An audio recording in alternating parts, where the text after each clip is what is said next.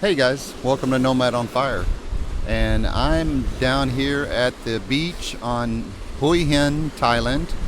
And I just wanted to vent some frustrations about Yieldmax. I know a lot of you guys do not like Yieldmax, including me. But with that said, they are very good about making money with me selling puts.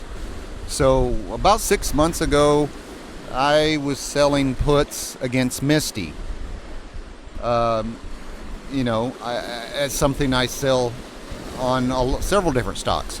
But so I was selling puts against MSTY, making a little bit of money. I sell them for about a week out, let them get to Thursday or Friday, and then I will either just let them close with no money, or if the price is below the strike price on it and I'm going to be assigned, then I'll roll it out.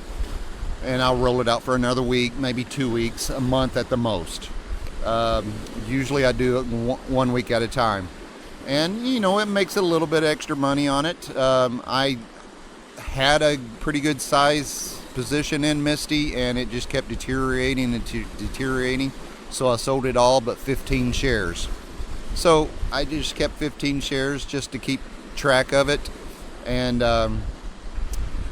so with that said, I was selling puts against it. And I know you're not supposed to sell puts against a stock that you don't really care for, or an ETF that you don't really care for, because you could be assigned.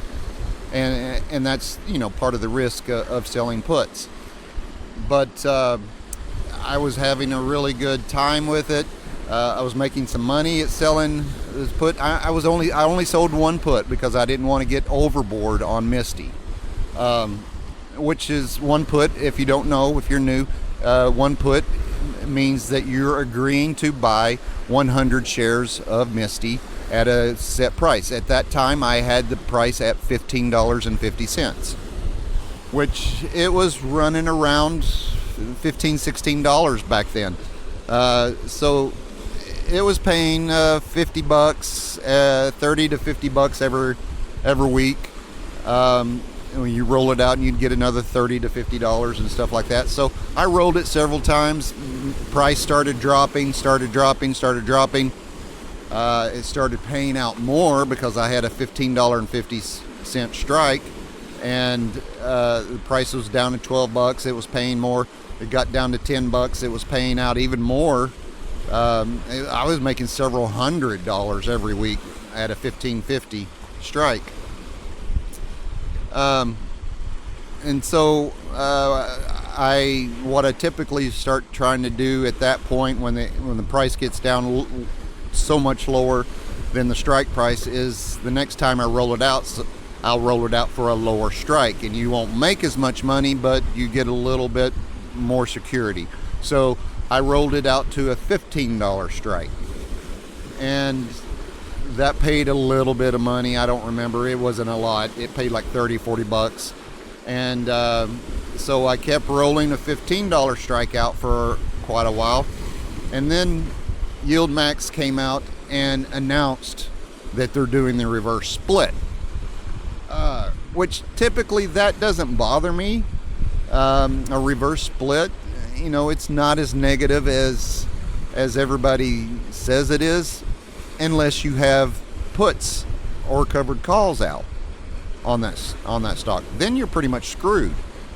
And what I mean by screwed is I couldn't do anything with that covered or that put. I couldn't sell it. Oh, I could sell it and I could buy it out. The last known price as of yesterday was like $930 to buy it out. And I'm not going to do that. I probably made close to that amount of money selling it over the last 6 months. So I would probably break even, but I don't really want to do that because that was quite a bit of work.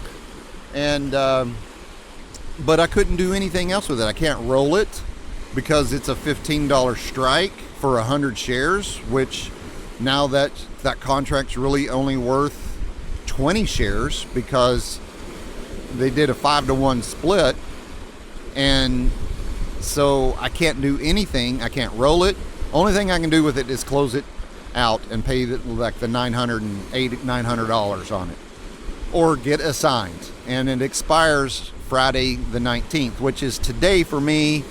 It's still the 18th in the States, but so it expires today. After today, it'll expire tomorrow, and I'll get assigned those shares. I'll only get assigned 20 shares instead of 100, but it's going to be about $600 worth of MSTY that I'm going to be paying $1,500 for.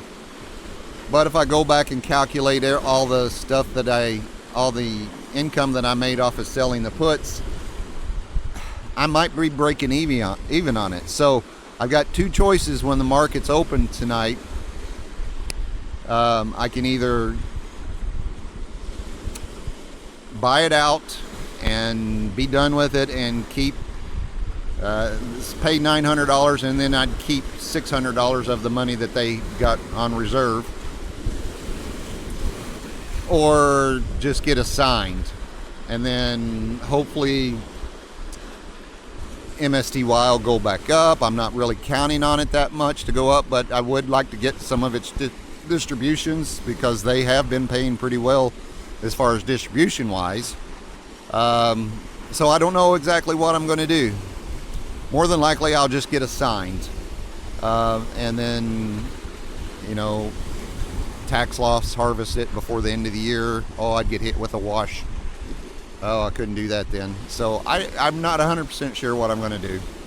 But anyway, that's how Yieldmax screwed me. And I know it screwed several other YouTubers and several other people that had calls and puts out against them, because you can't do anything with them. So you either accept getting assigned or you accept a loss.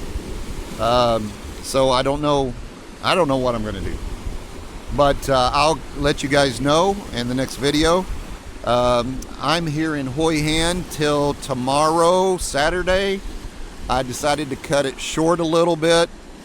I was going to stay down here a few weeks. This is such a quiet town. There's really nothing going on. It dies about 9 o'clock at night. Everything's closed up, which is okay. I mean, that's totally fine.